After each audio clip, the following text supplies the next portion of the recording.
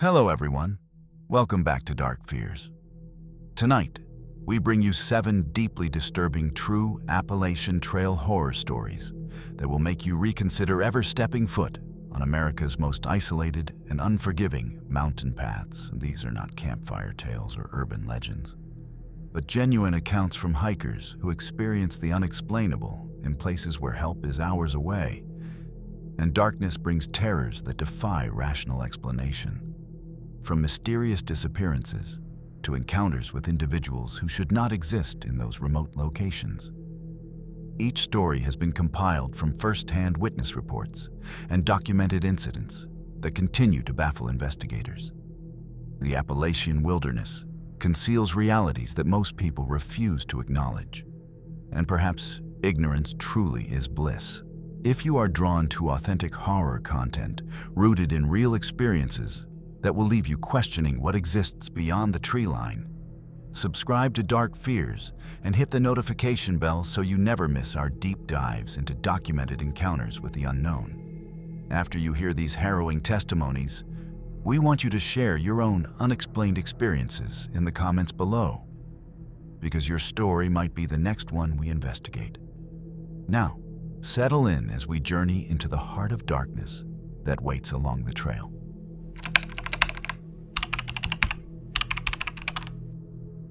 Blood Mountain, one of the most famous and feared sections of the Appalachian Trail.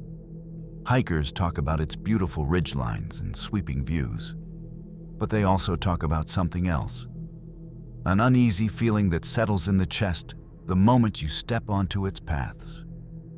Our story begins with a solo hiker named Daniel. He wasn't new to the trail. He had years of hiking behind him, plenty of experience, and a calm confidence that came from spending time alone in the wilderness. Blood Mountain was supposed to be just another challenge, another climb, another night surrounded by nature. But the mountain had other plans. That day, the weather shifted faster than Daniel expected. A thick gray fog drifted between the trees, swallowing the trail step by step. The sky darkened, even though it was still early afternoon. The silence became heavy. Too heavy. Not the normal quiet of the woods, but the kind that feels like every sound is being held back. Pressed down, smothered. The wind picked up next. Cold, sharp, almost icy. It brushed against his face, carrying with it the smell of wet earth and something else he couldn't name. Each breath felt colder than the last, and the fog wrapped around him until the trees looked like shadowy figures watching from a distance. Daniel tightened the straps on his backpack and pushed forward. The trail ahead twisted between thick clusters of trees, the ground damp and soft from earlier rain. He kept walking, his boots crunching quietly over fallen leaves. He thought he was alone, but the mountain was already hinting that he wasn't. As Daniel continued deeper into the fog-covered trail, he began to notice something. Faint at first, almost easy to ignore. It sounded like an extra pair of footsteps, light, distant, but definitely there, following just a few seconds behind his own. He slowed his pace. The footsteps behind him slowed too. He took 3 steps. Crunch, crunch, crunch. And then, a moment later, crunch, crunch, crunch, matching him perfectly, like an echo that arrived a little too late. Daniel stopped walking. The forest froze with him. The footsteps behind him stopped instantly. He turned around, expecting to see another hiker emerging from the fog, but there was nothing. Just gray mist hanging low between the trees, drifting and shifting like it was alive. The trail behind him was empty, completely still. He listened carefully, heart beating a little faster now. There were no voices, no movement, no wind pushing through the branches. Just silence, thick and unnatural. Trying to shake it off, he told himself it was probably the sound of his own steps bouncing strangely in the fog. An illusion, a trick of the mountain, so he began walking again. and the sound returned. Soft at first, then clearer. Footsteps falling exactly in time with his own. Never too fast, never too slow. Just close enough to feel like someone, or something, was keeping pace with him, matching him, watching him. Daniel tried stopping again. The steps stopped again. He tried walking fast. The steps sped up. He tried creeping quietly. The steps crept too. But every time he spun around, the fog only stared back at him. Empty. Quiet. Hiding whatever was there. Daniel kept moving, the fog thickening around him until the world felt small and closed in. The footsteps behind him had faded, but the uneasy feeling in his chest hadn't. After almost an hour of pushing through the cold wind and shifting shadows, he finally spotted something ahead. A wooden shelter, half hidden by mist, relief washed over him. The structure was old but sturdy, with a slanted roof and open front. A single figure sat inside, an older man with a gray beard, worn boots, and a heavy jacket pulled tightly around him. He looked up as Daniel approached, but there was no smile, no greeting, just tired eyes that seemed to hold a warning. Daniel stepped inside and dropped his backpack. "Long day," he said lightly, trying to break the tension. The old hiker didn't answer at first. He simply stared out into the fog as if watching something move between the trees. After a long moment, he finally spoke, his voice low and rough. "Are you passing through for the night?" he asked. "Yeah," Daniel replied. "Thought I'd rest here before moving on." The old man shook his head immediately. "Don't stay here after dark." Daniel frowned. "Why not? Weather's getting worse." The man slowly turned toward him, his eyes sharp despite the age in his face. "This mountain," he said quietly, "keeps what it wants." Daniel felt a cold shiver crawl up his back. The old man leaned forward, lowering his voice even more. "You hear things out there? Footsteps? Whispers? Like someone's following you?" Daniel didn't answer. He didn't need to. His silence told the truth. The old hiker nodded, as if he expected that. That's how it starts. It watches you for a while. Decides if you're worth keeping. Daniel forced a nervous laugh. "You mean animals? Bears?" The old man's expression didn't change. "No, not bears. Not anything you can prepare for." He stood up suddenly, tightening the straps on his worn backpack. "I'm leaving before the sun drops. And you should too, if you want to walk off this mountain." With that, he stepped out into the fog and disappeared almost instantly, as if swallowed by the mountain itself. Daniel stood there alone in the quiet shelter and realized the sky was already starting to darken. Daniel decided to stay in the shelter, despite the old hiker's warning. He tried to convince himself it was just a precaution, that he was being overly cautious. He laid out his sleeping bag in the corner, pulled his jacket tighter around him, and tried to settle in. But as night fell, the mountain seemed to come alive. The wind howled through the trees outside, sharp and piercing, rattling the edges of the wooden shelter. And then, he heard it. A faint scratching along the walls, soft at first, almost like a branch brushing against the wood. Daniel froze, heart pounding. Scratch, scratch, scratch. It grew louder, closer. The sound moved along the walls in irregular patterns, circling the shelter. Every corner he glanced at seemed darker than the last. He held his breath. "It's just an animal. Maybe a raccoon," he whispered to himself. But the sound didn't feel like an animal. The scratches were deliberate, rhythmic, almost probing. Like whatever was outside was testing the shelter, testing him. Then came the footsteps. Light at first, barely audible. Footsteps circling the shelter, pacing around it slowly in a pattern he couldn't predict every time he strained to listen. They seemed to pause when he moved his head. Every time he tried to peek outside, there was nothing there. Hours passed, or maybe minutes. Time felt distorted in the cold darkness. Every snap of a branch, every rustle of leaves made his pulse race. He hugged his knees to his chest, listening, trying not to breathe too loudly, trying not to draw attention. Step, step, step, circle, circle, circle. The shelter was no longer just wood and nails. It was a cage. And whatever was out there was pacing with him, watching, waiting. Sleep never came that night. Only the endless rhythm of scratches and footsteps circling the shelter again and again, until the first gray light of dawn finally crept through the mist.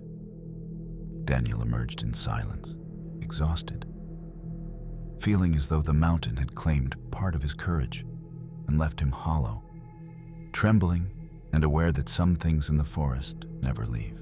When dawn finally broke, Daniel stepped out of the shelter, the cold morning air cutting through the fog. Relief washed over him. He had survived the night, but what he saw immediately made his stomach turn. In the soft, damp earth surrounding the shelter were bare human footprints, not just his own, but others. Small, strangely shaped, and unnervingly close together. They led straight into the dense woods, disappearing into the thick fog as if whoever or whatever had made them had simply vanished into nothing. Daniel bent down, tracing the edges with his fingers. They were real, human, and they had not been there the night before. A chill ran down his spine. He didn't linger. He packed his gear quickly and moved off the mountain as fast as he could, every snap of a branch or rustle of leaves making him flinch. The old hiker's words echoed in his mind. The mountain keeps what it wants. Daniel told rangers about the footprints when he reached the next town, but there was little they could do.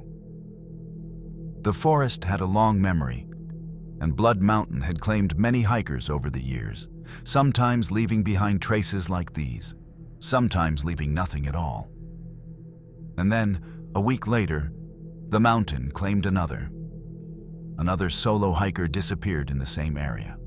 No body was found, no footprints, just an empty trail swallowed by fog and silence. Daniel never returned to Blood Mountain.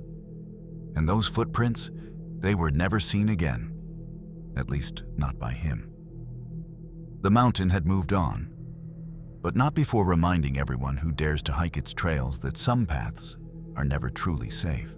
Even years later, rangers who patrol Blood Mountain speak in hushed tones about the disappearances.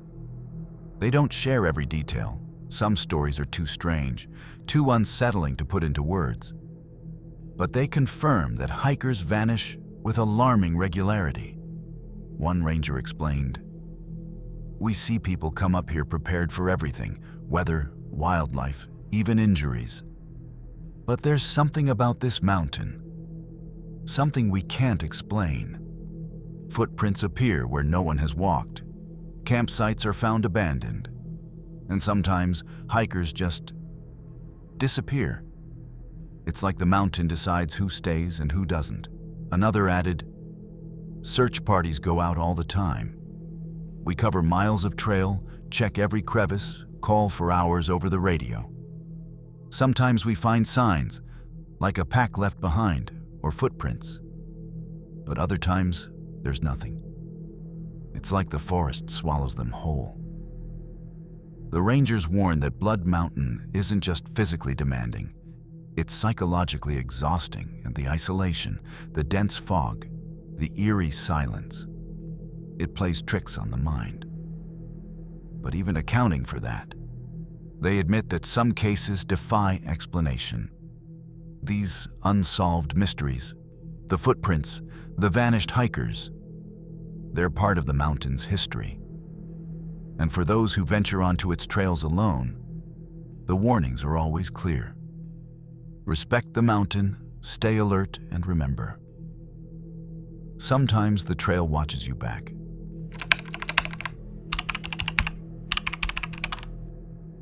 Shenandoah National Park, known for its rolling hills, vibrant wildflowers, and quiet waterfalls. For most hikers, it's a place of peace, a break from the chaos of everyday life. The trails wind through open ridgelines, offering breathtaking views of the valleys below, and the sounds of rushing streams create a natural sense of calm. It was a late spring morning when a couple, Sarah and Michael, set out on one of these trails.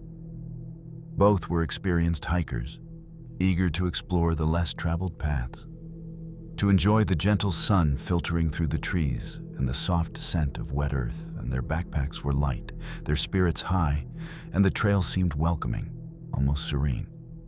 The birds sang, the water cascaded over rocks in small, sparkling waterfalls, and the couple laughed, pointing out wildflowers and pausing to take in the vistas.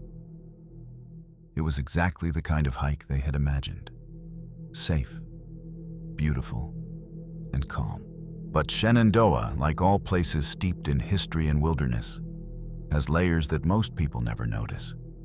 Hidden in the quiet are stories older than the park itself.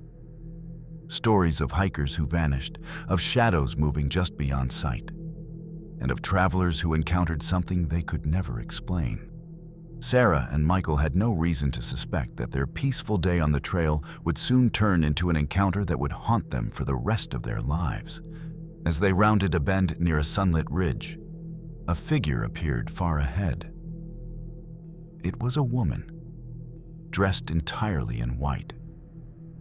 She stood completely still, watching them, and in that serene forest, where every sound seemed amplified, her presence felt wrong.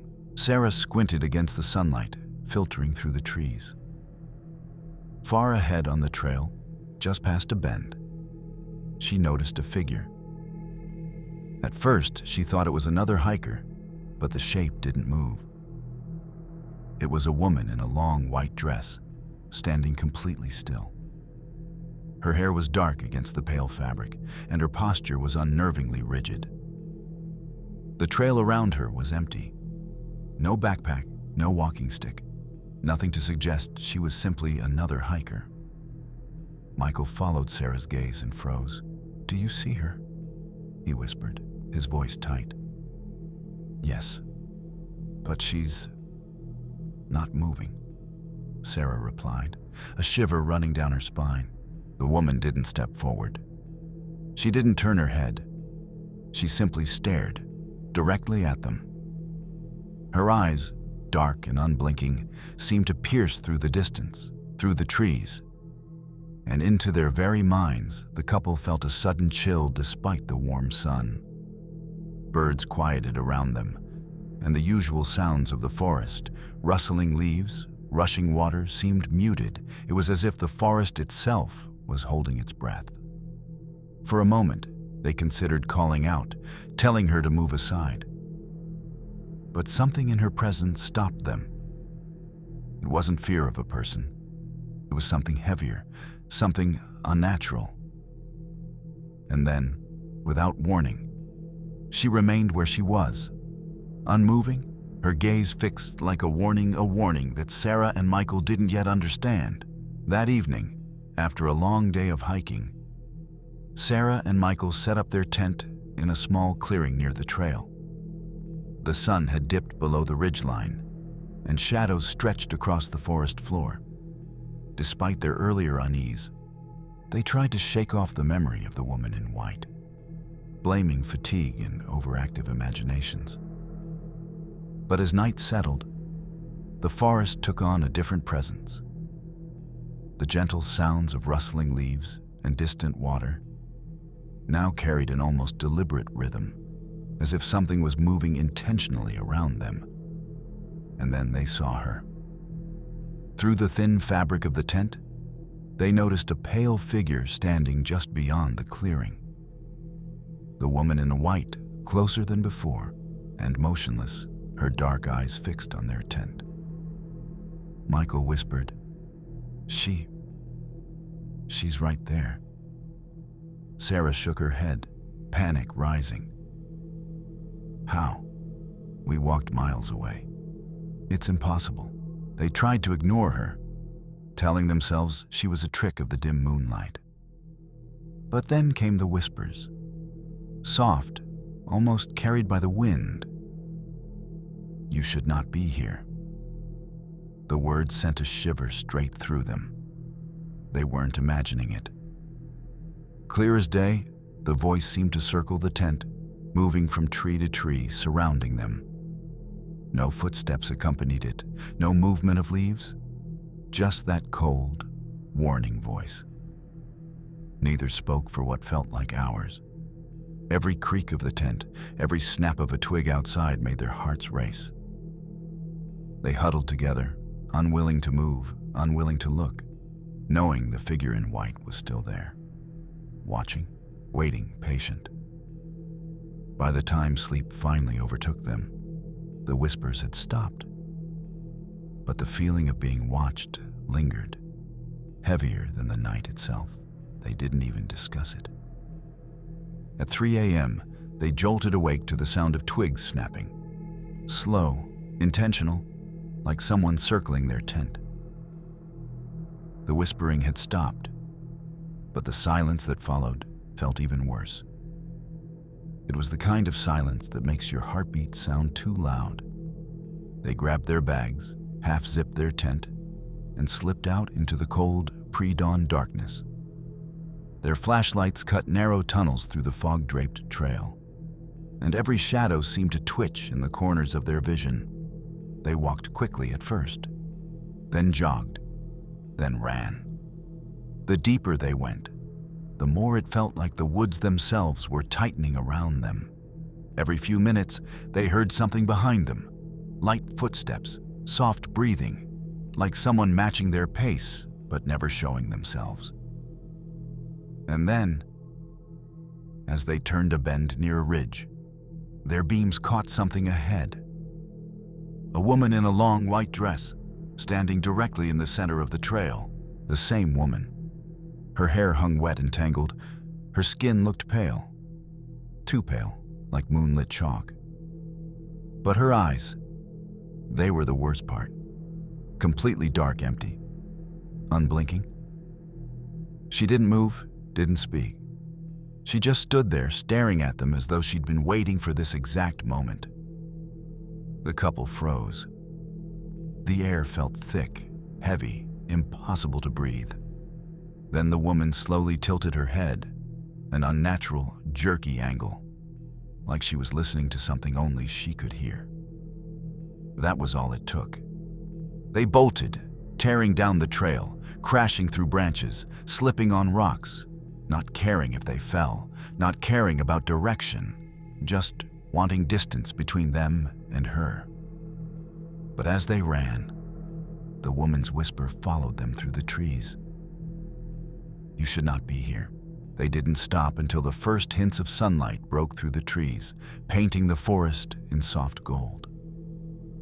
By then, their lungs burned, legs ached, and panic had settled into a deep, shaking exhaustion. When they finally slowed, cautiously turning their flashlights and eyes back toward the trail, the woman in white was gone. No sign of her, no footprints, no movement. Nothing except the lingering sense that she had never really been there. Shaken to their core, Sarah and Michael made it to the nearest ranger station as soon as the park opened. The rangers listened quietly, nodding with a serious, almost knowing expression. You're not the first to see her, one ranger said gravely. Over the decades, hikers have reported the same thing, sometimes near this ridge, sometimes deeper in the park, a pale woman in white, standing still, watching. Warning. Some say she appears only to those who wander alone or at odd hours. Others say she's been here for generations, tied to the forest in ways no one can explain. The couple left the station with heavy hearts and an unshakable sense of dread, Shenandoah had shown them a side of its trails few ever witness. And though the woman in white vanished by sunrise, her warning lingered. Some places are not meant to be walked at night. Some trails are watched by things you can't see.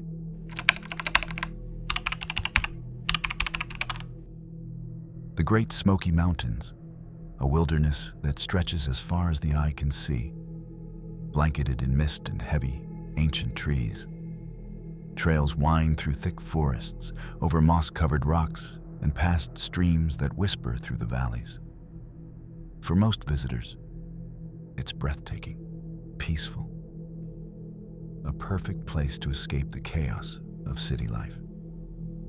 A group of college friends, 5 of them in total, had decided to spend a weekend camping deep in this forest. They were experienced hikers, confident in their ability to navigate the mountains and eager for a break from exams, lectures, and deadlines. They set up their campsite in a small clearing, surrounded by tall pines and the dense fog that the Smokies were known for. A small stream babbled nearby, and the air smelled of wet earth and pine needles. As the sun dipped low, the group built a campfire, its crackling warmth pushing back the creeping chill of the evening. They laughed and joked, sharing snacks and stories from home. Someone suggested telling ghost stories, and soon the air was filled with tall tales of haunted trails, missing hikers, and strange sightings from deep within the forest. At first, it was all fun. The kind of laughter that echoes between trees, bouncing off trunks and rocks, making the forest feel alive in a friendly way.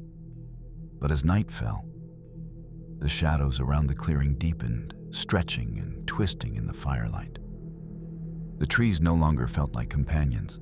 They felt like silent watchers. And somewhere in the darkness beyond the firelight, the forest seemed to listen. Just as the group settled around the fire, sharing a few more laughs, a sound sliced through the night. A blood-curdling scream, high-pitched, raw, and filled with terror, echoed from deep in the forest. It wasn't the cry of a coyote, a deer, or any animal they had ever heard. This was human, terrifyingly human. The group froze, staring at one another in disbelief. The forest, which had been alive with the sounds of their own voices and the crackling fire, fell completely silent. Every rustle of leaves, every snap of a twig seemed deafening. One of the friends, Jason, tried to laugh it off. "It's probably someone messing with us," he said, forcing a grin. "Some local kid playing a prank. Come on, it's the Smokies. People love scaring campers." But even as he spoke, his voice trembled. The scream had been too clear, too close, too filled with something that made their stomachs knot. No one moved. No one called out. They just listened, heartbeats pounding, hoping the forest would return to the peaceful night they had expected. And then, silence. But something about that silence was different. Unnatural. The kind of quiet that waits and watches. Minutes passed in tense silence. The group huddled closer to the fire, trying to convince themselves that it was just an animal, a prank, or their imaginations running wild. Then it came again. A second scream, sharper, louder, more desperate than the first, echoing through the dense trees. This time, it felt closer, as if whatever it was had moved nearer to their campsite. The friends froze in place, straining their eyes into the darkness beyond the firelight. Shadows danced between the trees, but they couldn't see a thing, and the scream had no origin they could identify. No figure, no movement, nothing to pinpoint. Just a sound, haunting, human, and impossible to ignore. And then, just as suddenly as it had started, the forest fell completely silent. No rustling leaves, no distant water, no movement at all. Even the crackling fire seemed muted, as if the forest itself was holding its breath. The group exchanged nervous glances, realizing that whatever had screamed was still out there, watching from the darkness and that silence. That oppressive, unnatural silence felt far more terrifying than the scream itself. The silence didn't last long. From somewhere in the trees, far off at first, came the sound of rapid footsteps. Not walking, running. Branches snapped, leaves rustled. Whatever it was moved with a speed none of them could process. It wasn't wandering, it wasn't stumbling, it was circling them. The footsteps darted from one side of the clearing to the other, fast, erratic, but controlled, almost as if it were studying them, testing the edges of the firelight.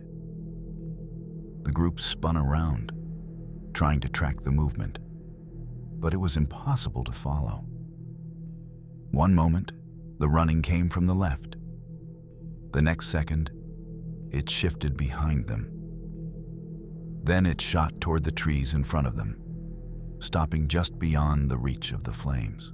Jason whispered, That's too fast to be a person." No one disagreed. The footsteps grew louder, then fainter, then loud again, circling the camp in unpredictable bursts. It sounded like a full sprint, but with no heavy breathing, no voice, no indication of who or what it was. Every time the fire flickered, the shadows stretched, as if something was moving just out of sight, watching them from the dark. The friends stood frozen, huddled together, eyes wide, hearts racing, knowing one thing for certain. Whatever was out there wasn't trying to scare them. The forest seemed to close in around them as the night stretched on. Every crack of a branch, every rustle of leaves, made the group jump. They huddled tightly around the fire, refusing to speak, listening to the echoing silence that followed each sound. Then, just beyond the firelight, one of them, Sarah, caught a glimpse of a figure as silhouette, tall, unnaturally thin, and eerily human-like, standing perfectly still behind the trees. It didn't move closer. It didn't make a sound, but the presence was undeniable. Its elongated form seemed to stretch impossibly, almost blending with the shadows. Yet distinctly separate from the forest, no one dared to call out. No one dared to look directly. The figure watched silently, and the group felt every heartbeat, as if the forest itself had shrunk to the size of their campsite. When dawn finally broke, the figure had vanished. The friends dared to breathe again, but the forest still felt heavy, oppressive, and silent. As they packed up to leave, they noticed deep claw marks gouged into the bark of trees surrounding their campsite. Long, jagged scratches, fresh but raw, as if whatever had stalked them had left a warning or a message. The friends didn't speak much on the hike back. Words felt useless. The great Smoky Mountains had shown them something older than themselves, something that didn't belong to the human world. And the memory of that final night would haunt them forever. Weeks later, the group returned to town, still shaken, still haunted by what they had experienced in the Smoky Mountains.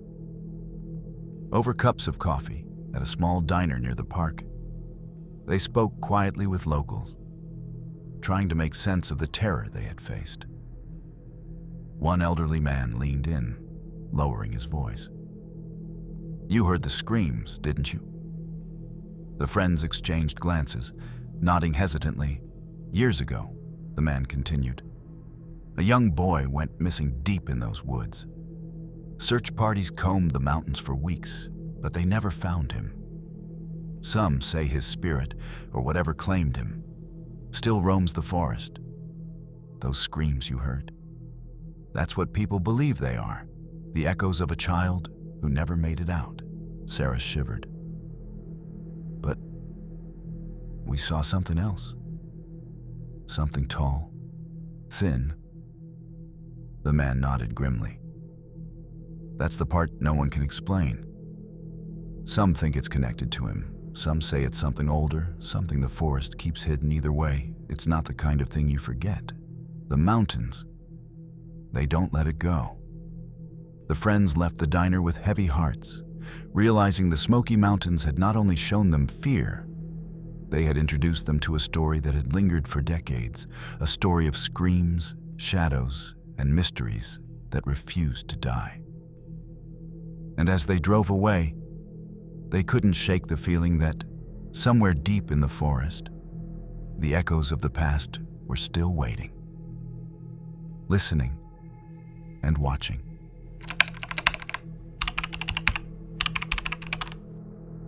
Harper's Ferry, where the Potomac and Shenandoah rivers meet, and trails wind through rugged cliffs and dense forests. For many hikers, it's a picturesque escape. Sweeping views, quiet streams, and the sounds of birds echoing through the valleys. But even in a place this scenic, the Appalachian Trail holds its share of mysteries. This story begins with Ethan, an experienced solo hiker who had spent years exploring trails across the eastern United States. Confident, prepared, and familiar with the unpredictability of the wilderness, he didn't expect to encounter anything unusual on this stretch. As he rounded a bend near a rocky incline, he saw a figure ahead, a man standing at the edge of the trail. He didn't wave, he didn't call out, he didn't even blink when Ethan approached. The man looked lost, his posture slumped. His skin was pale, almost gray in the afternoon sun. His clothes were dirty, torn, and soaked in sweat or rain. His hair was matted, and there was an odd, hollow look in his eyes, like he had been wandering for days, or maybe even longer. Ethan slowed his pace. "Hey, are you okay?" he called. The man didn't respond, not a word, not a sound, just stood there, staring. There was something off about him, something that didn't feel human in the usual sense. Ethan felt a chill run down his spine despite the warm sun. Yet, part of him couldn't just leave him there. Experienced as he was, Ethan knew the trail could be dangerous, and some hikers simply needed help. So he cautiously stepped closer, aware of the uneasy silence surrounding the stranger. And the silence wasn't the peaceful kind. It was watchful, like the man had been waiting. Waiting for Ethan.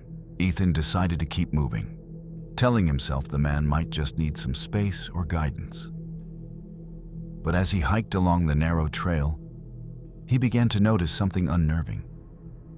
No matter how many twists and turns the path took, no matter how fast or slow he walked, the man was always there. Not approaching, not speaking, just following.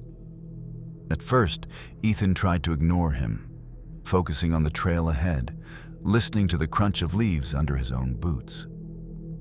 But then he realized, every time he stopped, the man stopped too. He'd pause to catch his breath. The man froze behind him. He'd take a sip of water. The man remained motionless, eyes fixed on Ethan's back. He checked the map. The man didn't move an inch, yet his presence pressed heavily on Ethan's mind. It was more than strange. It was deliberate. The forest around them was quiet, but it didn't feel safe. Birds no longer sang. The wind seemed muted, the usual forest sounds swallowed by a tension that Ethan couldn't explain. Ethan's heart began to race.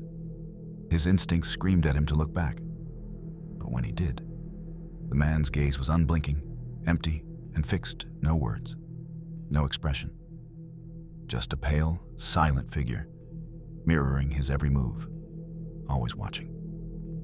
The trail, which had seemed peaceful moments before, now felt like a cage. And Ethan realized, with a sinking feeling, that this was no ordinary encounter. The man wasn't just lost. He was waiting. Night fell, and Ethan set up his small tent in a clearing just off the trail. The forest was quiet, almost too quiet. Every rustle of leaves, every distant snap of a twig seemed amplified in the darkness. He tried to settle down, convincing himself that the man had moved on, or at least wasn't dangerous. But sleep didn't come easily. Every shadow outside the tent seemed to shift unnaturally. Every sound made him tense. Then, in the stillness of the night, Ethan awoke to a figure standing outside the tent. It was the man, the pale, silent man from earlier. Standing completely unmoving, just beyond the reach of the flashlight's glow, the darkness made his hollow eyes look even deeper, and the shadows clung to him like a second skin. Ethan's breath caught. He froze, heart pounding, barely daring to breathe, and then a whisper. "Are you lost too?" The voice was soft, almost human, but there was something hollow in it. Something that made Ethan shiver uncontrollably. Ethan didn't respond. He couldn't. His body refused to move. He could only watch as the man remained there, silent again, staring at the tent, waiting for some kind of answer that Ethan didn't have. Minutes stretched like hours. The forest outside felt suffocating, pressing in around him. And when the first hint of dawn finally touched the treetops, the man was gone. But the question lingered, echoing in Ethan's mind long after the figure disappeared. "Are you lost too?"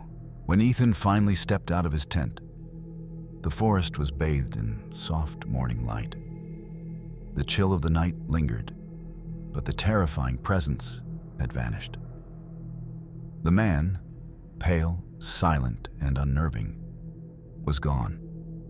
Ethan scanned the clearing, expecting footprints or signs of where he had gone, but there was nothing. No tracks, no disturbance of the leaves, no evidence that he had even been there. Just the normal quiet of the forest, which now felt heavy, almost oppressive shaken.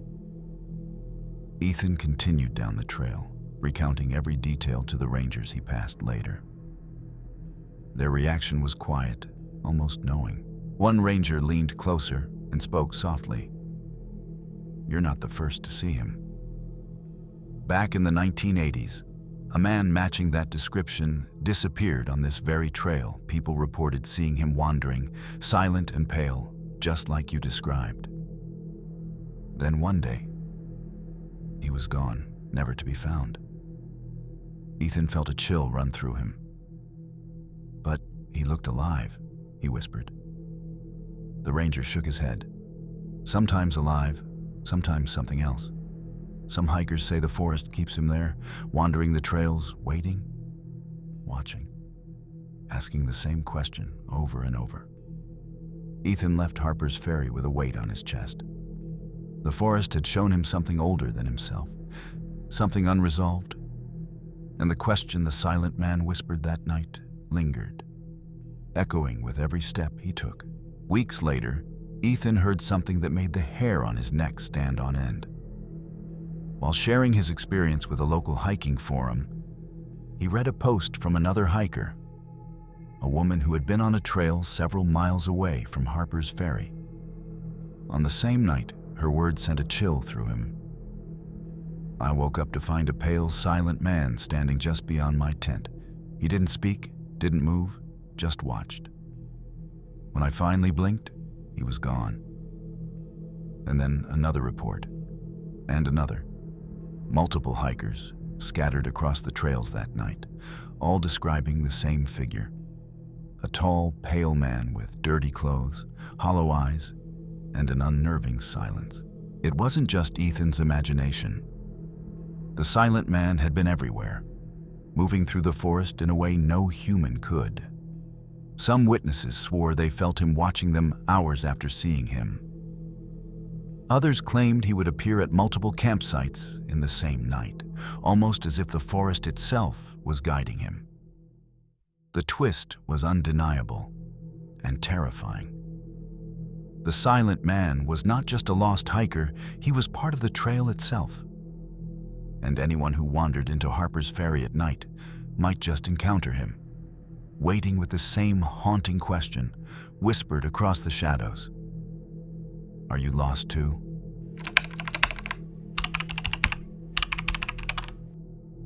Roan Mountain, renowned for its stunning balds, wildflowers in spring, and rugged, mist-covered trails, can be as unforgiving as it is beautiful.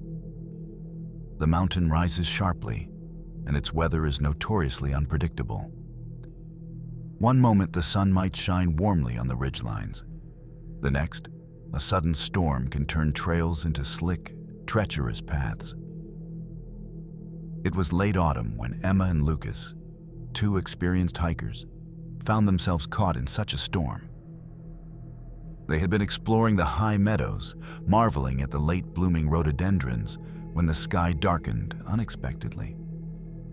Thick, black clouds rolled in, and the wind picked up with a ferocity they hadn't anticipated.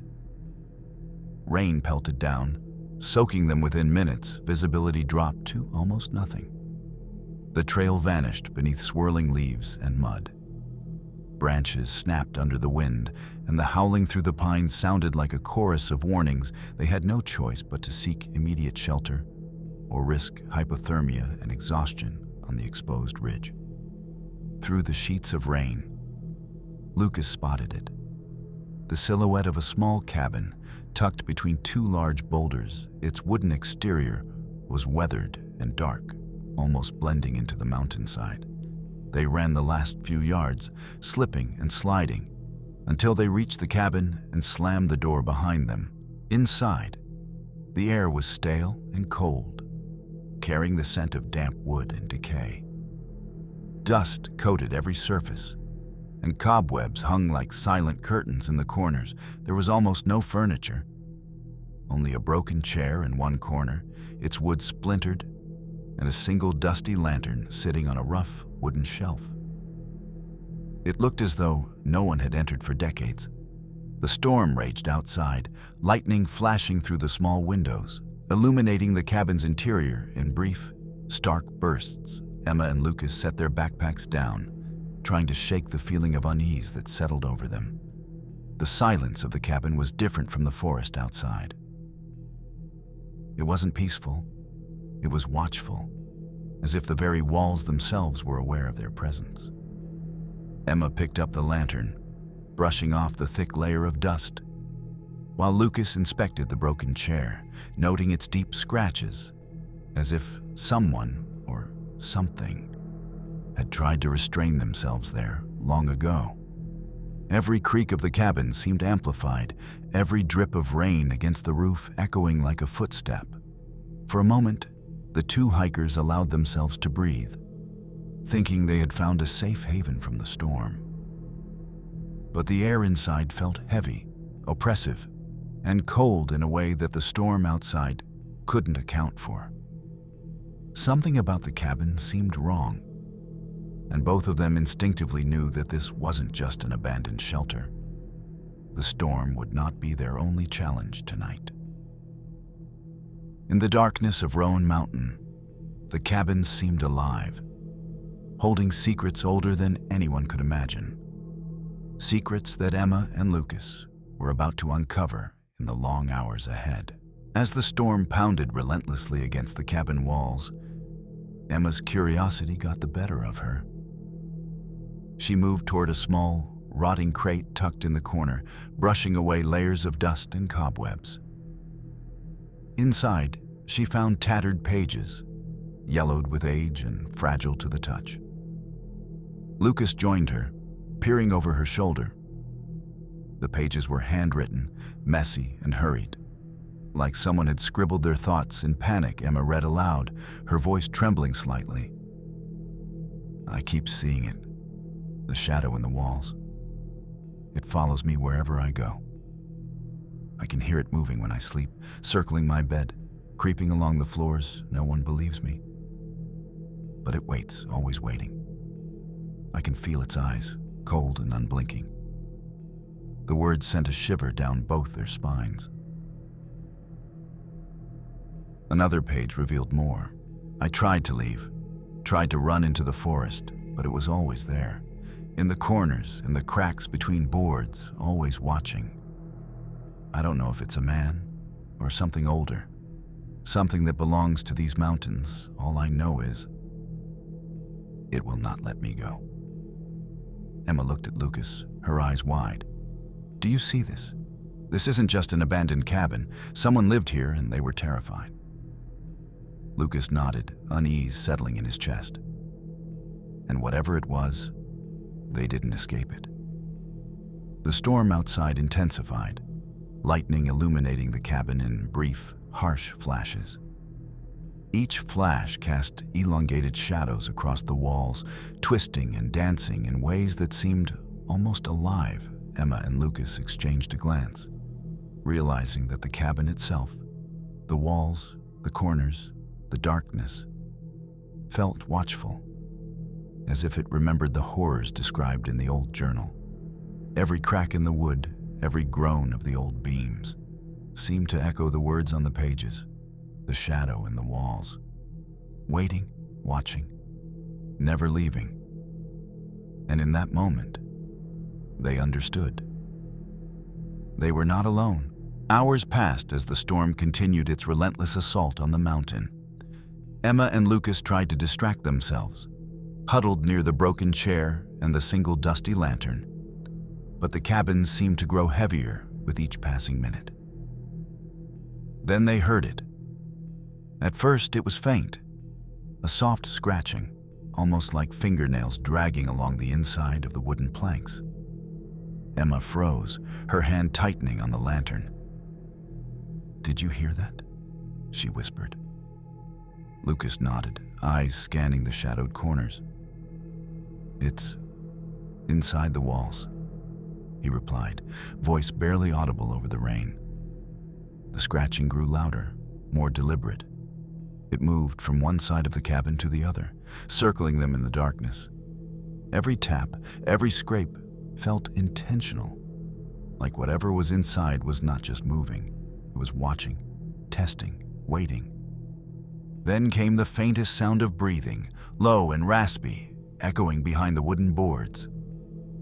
It wasn't human, but it wasn't completely animal either. The sound filled the tiny cabin, pressing against their ears, their chests, their very senses. Emma's pulse raced. Lucas, we need to get out of here, she said, panic creeping into her voice. But Lucas hesitated. Even in the storm, even with the sound surrounding them, the cabin held them captive. Each lightning flash made the shadows twist unnaturally, almost reaching toward them. The broken chair in the corner looked like it had been waiting for something, or someone, to sit in it. The scratching continued, accompanied by that slow, rasping breath. The journal pages fluttered in the draft, as if the cabin itself was breathing with whatever lurked inside the walls. Emma and Lucas realized then that the cabin was not simply abandoned, it had a presence. And it was aware of them. The night had only just begun, and already they understood. They were not welcome. The hours dragged on, each one heavier than the last. The storm outside battered the cabin, rattling windows and shaking the ancient wooden walls. Emma and Lucas stayed huddled near the dusty lantern, its small flame their only source of light and comfort. Suddenly, the flame flickered violently, casting long, twisting shadows across the walls. Emma reached out to steady it, but before she could, the lantern died, plunging the cabin into near-total darkness. In the oppressive blackness, a movement caught their eyes.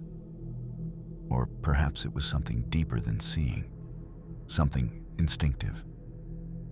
Across the ceiling, stretching from one corner of the cabin to the other, a dark, undulating shadow crawled. It moved smoothly and silently, as though the laws of nature didn't apply to it. Lucas whispered, barely able to breathe. That isn't human. Emma's voice shook. It's inside the cabin. It's watching us. The shadow twisted, elongated, and seemed almost to react to their fear. Each movement across the ceiling made the floorboards groan beneath it, as if the cabin itself was alive. Bending to accommodate this impossible presence, they tried to stand, to run. But the air felt thick, heavy, almost suffocating. The creature, or whatever it was, moved with an unnatural grace, crawling along the walls and ceiling, ignoring gravity, ignoring the rules of the world they knew. A sudden, sharp scraping sound echoed above their heads, as if the shadow was testing its reach. Stretching closer to them with every movement, Emma and Lucas pressed against each other, paralyzed by fear, knowing in their hearts that whatever this was, it had been waiting for them. In that moment, with the lantern dead and the storm raging outside, the cabin revealed its true nature. Not a shelter, but a prison. And they were the prey. Fear finally overcame their paralysis.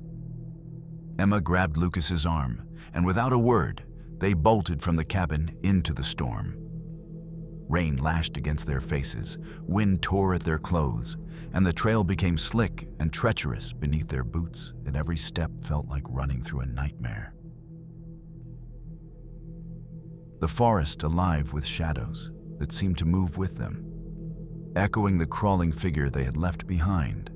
Branches whipped across their path, and thunder cracked overhead as if the mountains themselves were warning them away. They didn't stop. They couldn't.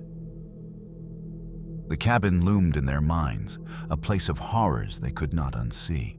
When dawn finally broke, pale and gray, they found themselves back on the main trail. The storm had passed, leaving the forest drenched and quiet, almost serene. But the memory of the shadow crawling across the ceiling, the scraping in the walls, and the oppressive presence that had filled the cabin lingered like a weight in their chests. Weeks later, they learned something that made the hair on their necks stand on end. The cabin had been abandoned for over 60 years. No one had lived there in decades. No one had maintained it. And yet, somehow, it had appeared just when they needed shelter, only to reveal the darkness that had been waiting all along. Emma and Lucas left Roan Mountain changed.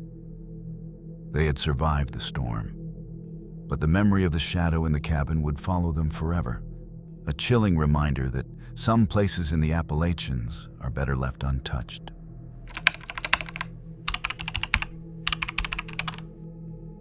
The Appalachian Trail stretches over 2,190 miles, winding through forests, mountains, and valleys across 14 states. For most hikers, completing it is the ultimate test of endurance, patience, and resilience. This story begins near the trail's northern end, close to Maine, where the terrain becomes rugged, the mountains steep, and the forests dense.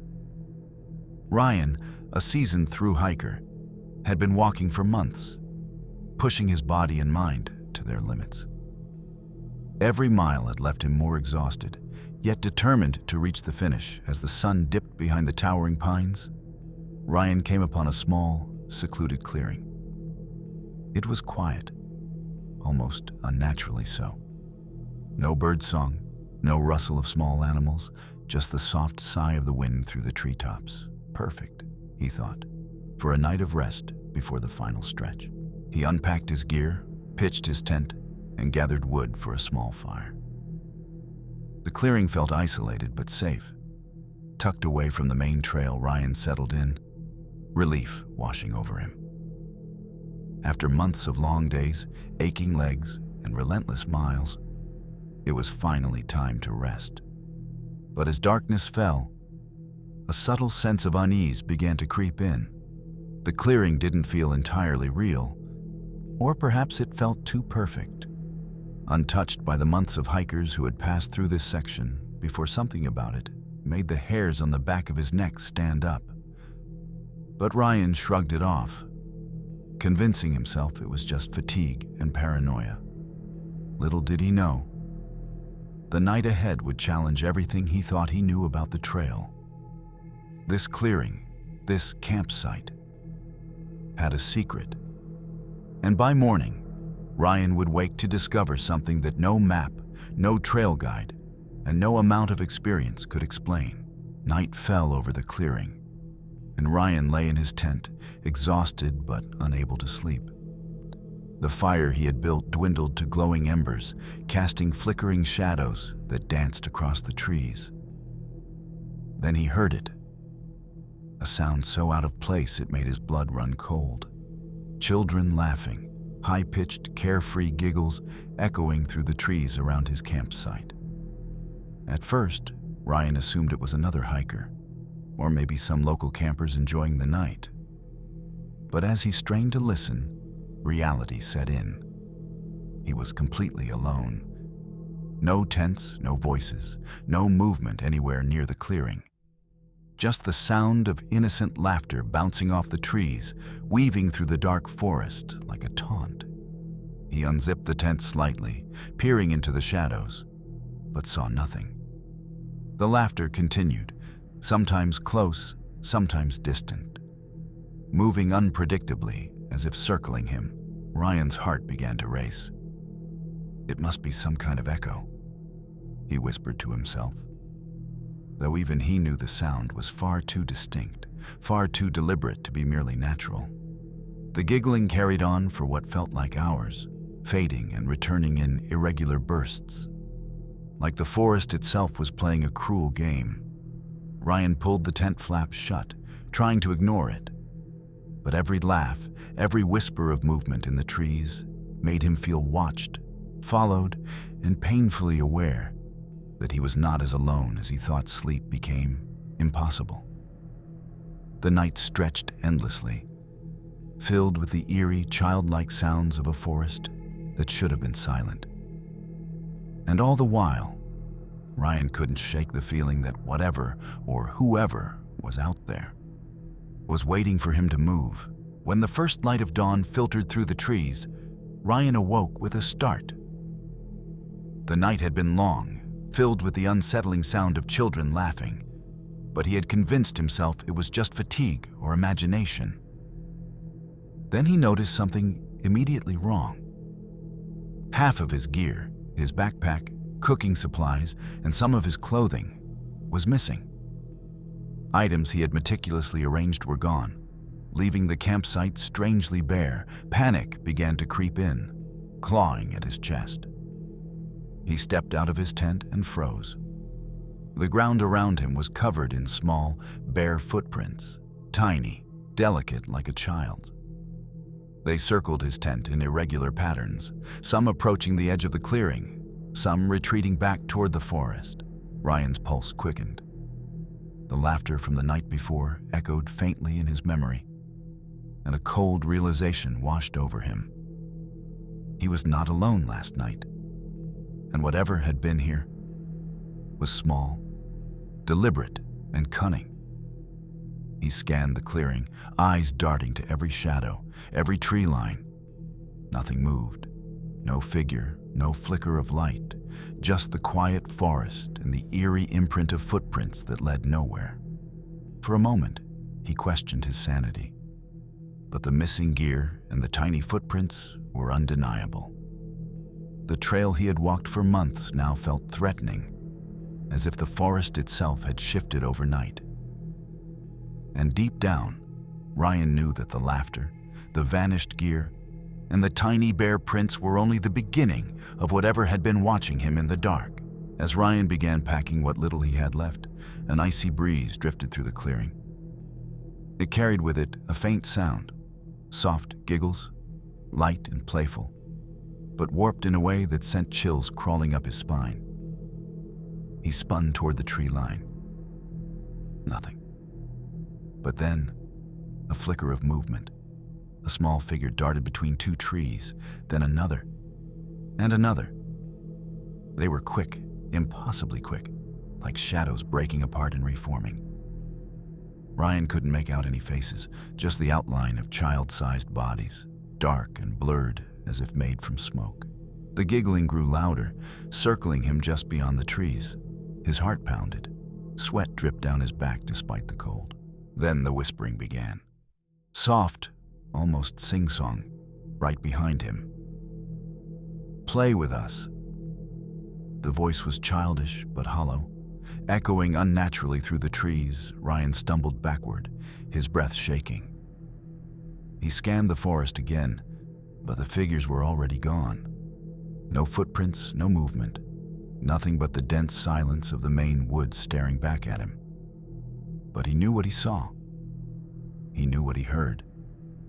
And the forest suddenly felt wrong, as if it were holding its breath, waiting for him to make one wrong move. By the first light of morning, Ryan's fear had not subsided. The forest was eerily still, as if it had absorbed the chaotic energy of the night. He stepped out of his tent, hands trembling, scanning the clearing for any signs of the shadowy figures. And that's when he saw it. A small doll, carefully placed right at the edge of his tent flap. Its body was crude, made from twigs lashed together. But what made Ryan's stomach churn was the hair woven into it, dark and matted. It looked almost lifelike, as if it had been fashioned from the remains of some small, human-sized creature. Ryan froze, heart hammering. The tiny, eerie doll seemed to stare at him, its makeshift face twisted into an unreadable expression. Yet somehow knowing, he backed away slowly, unable to tear his eyes from it. The clearing, once a safe haven in the storm, now felt like a trap. The footprints from the night before were still faintly visible in the damp soil, and the memory of the giggling, whispering voices lingered like smoke in his mind. For the first time, Ryan realized he was not just being watched. He had been marked. Grabbing the rest of his gear, he didn't linger. He fled the clearing, the handmade doll left behind, as a chilling reminder that whatever haunted the northern reaches of the Appalachian Trail had followed him in silence, leaving a message that would stay with him long after the trail ended. Weeks later, Ryan made his way into a small town near the northern terminus of the trail. Still shaken from the night's events, he sought answers from locals, hoping to make sense of what he had experienced in the Maine woods. At a quiet diner, he spoke to an elderly man who had lived in the area his whole life. The man's eyes darkened when Ryan described the doll, the laughter, and the small footprints. "You're not the first to see them," the man said, his voice low and steady. "Long ago, in the 1800s, there was a logging camp up near those mountains. Children worked there. Some disappeared without a trace. Some say they were taken by the forest itself, or something that lived in it. Others say the children's spirits never left, wandering the woods, luring travelers the same way you were last night." Ryan listened, heart sinking. "Spirits?" he asked. The man nodded. "Some call them the shadow children. They hide in the trees, they watch, and they play. But their play isn't innocent. They mark you, and if you don't leave quickly, the forest can take you too. People have found their toys, dolls, even belongings near the old campsites long after the children vanished." Ryan left the diner in silence, the story echoing in his mind. The Maine woods had given him a terrifying taste of history, of lost lives, restless spirits, and a forest that never forgets. And as he looked back toward the mountains, he could almost hear the faint sound of laughter carried on the wind, reminding him that some legends were more real than anyone dared to admit.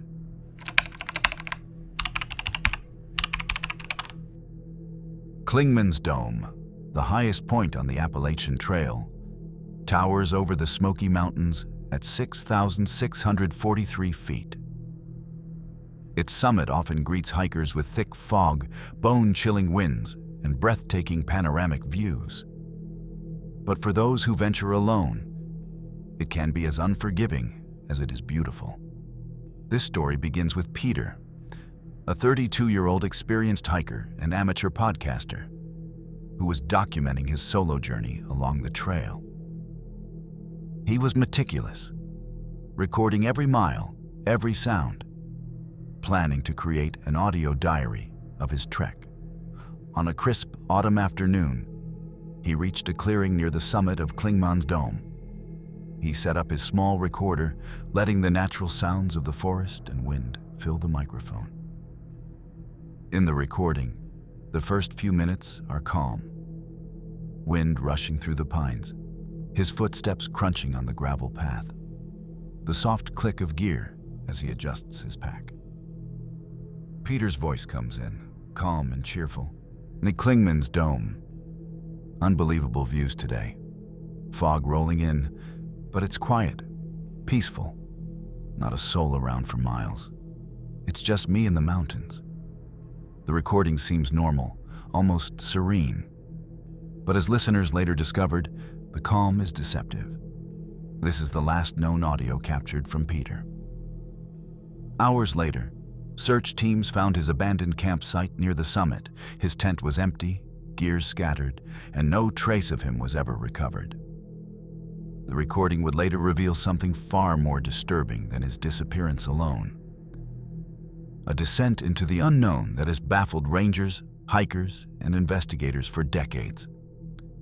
And as the audio progresses, what begins as a peaceful walk in the clouds slowly transforms into something much darker, something that follows Peter through the mist and silence of Clingmans Dome. Minutes into the recording, a subtle change begins. Peter's calm narration starts to waver. Okay, I thought I saw someone up ahead, off the trail, just standing there, barely visible in the fog. Weird. Must be another hiker, I guess. There's a faint pause, then the sound of his breathing quickens, audible through the microphone. The wind seems louder, more erratic, almost whipping against the microphone in sudden gusts. Hello? Hey, are you alone out there? Peter's voice trembles slightly. There's no response, just the soft rustle of the trees and the crunch of leaves under his own boots as he steps forward cautiously. Then, another subtle sound, almost imperceptible at first. Footsteps, faint and deliberate, echoing off trail, matching his pace. Peter freezes, his breathing shallow and rapid, a nervous chuckle escaping him. Okay, that's weird. I swear someone's following me, but I don't see anyone. Probably just my imagination, right? The recording captures the growing tension, the haunting uncertainty of being alone in the dense fog of Clingmans Dome. The forest, normally serene, feels alive now, watching, waiting, and closing in around him. Listeners of the recording would later note that the change is subtle but unmistakable. The calm walk turns into a chilling awareness of something unseen, something tracking him in silence. The next part of the recording shifts from uneasiness to raw fear. Peter's voice drops to a whisper, the kind that comes from someone trying not to be heard. It's following me. His breathing becomes louder, shallow, frantic. You can hear the tension in every inhale. The forest around him is quiet. Too quiet. Even the wind seems to have died. Then it happens, heavy footsteps. Not faint anymore, not distant, but close, thudding against the forest floor with a weight that does not match the gentle rhythm of a human hiker. Thud. Thud. Thud. Peter gasps, stumbling backward. The recorder picks up the sound of leaves crunching violently as he moves. No. It's getting closer. He speaks in fragmented whispers, terror choking his words. The footsteps accelerate, moving with a speed and heaviness that sends a jolt of adrenaline into anyone who listens. They don't follow a normal pattern. They stop abruptly, start again in bursts, as if whatever is moving is circling him, cutting off his path, anticipating his next move. Peter's voice cracks. Why won't it answer? Who are you? What do you want? But there is no reply, only the slow, methodical, unnatural footsteps, edging closer and closer through the fog of Clingmans Dome. The recording explodes into chaos. Peter's footsteps, fast, uneven, desperate, slam against the ground as he breaks into a full sprint. Branches snap, leaves scatter, and the microphone shakes violently against his chest strap. He doesn't speak at first. He's too busy running for his life. Then, beneath his frantic footsteps, another sound emerges. Something huge crashing through the underbrush, closing the distance. Its movement is heavy, deliberate, and far too powerful to be human. You can hear it breathing, a deep, guttural rasp that rumbles through the recording like an animal trying to suppress a growl. Peter gasps out words between panicked breaths. It's right behind me. Oh God. The thing chasing him doesn't slow. It doesn't struggle. It moves with terrifying ease, as though the forest bends out of its way. Branches shatter, rocks tumble. The ground shakes with each impact. This isn't a person. It isn't even close. Listeners later describe the sound as something massive on two legs, almost like a person, but heavier, faster, and impossibly agile through the dense terrain. Peter's fear becomes pure, wild terror. Please, someone, help! But the only answer is the thunderous pursuit, the inhuman force gaining on him in the suffocating fog of Clingmans Dome. The final moments of the recording are pure terror. Peter's voice cracks as he screams, raw and desperate. Stay away. Get off. The sound of branches snapping and heavy thuds grows deafening, echoing through the fog like the forest itself is alive. His breaths are ragged, panicked gasps, interspersed with desperate footfalls. The recorder tilts, scraping against rocks and dirt as he stumbles, then a horrifying pause. The heavy footsteps stop suddenly, as if whatever was chasing him has come to a halt just behind him. Peter whispers, trembling, "Please, don't." And then, silence. The audio cuts off abruptly, leaving only the faint echo of wind through the trees, no footsteps, no shouting, no indication of what happened next. When search teams arrived, they found the recorder lying on a moss-covered rock. Peter was never seen again. His footprints disappeared into the dense forest, as though the trail itself had swallowed him whole. The last call from Clingmans Dome remains one of the most chilling, unsolved mysteries of the Appalachian Trail. A haunting reminder that some trails are not meant to be walked alone. Peter whispers, trembling, "Please, don't." And then, silence. The audio cuts off abruptly, leaving only the faint echo of wind through the trees, no footsteps, no shouting, no indication of what happened next. When search teams arrived, they found the recorder lying on a moss-covered rock. Peter was never seen again. His footprints disappeared into the dense forest, as though the trail itself had swallowed him whole. The last call from Clingmans Dome remains one of the most chilling, unsolved mysteries of the Appalachian Trail. A haunting reminder that some trails are not meant to be walked alone. Despite extensive searches, Peter was never found. Helicopters scoured the foggy ridges, search teams combed the dense forests, and dogs traced every possible trail. But there was no trace of him. The only clue left behind was his audio recorder, recovered lying on a moss-covered boulder near the summit. Every playback sent chills down the spines of rangers and hikers alike, capturing his final terrifying moments in haunting detail.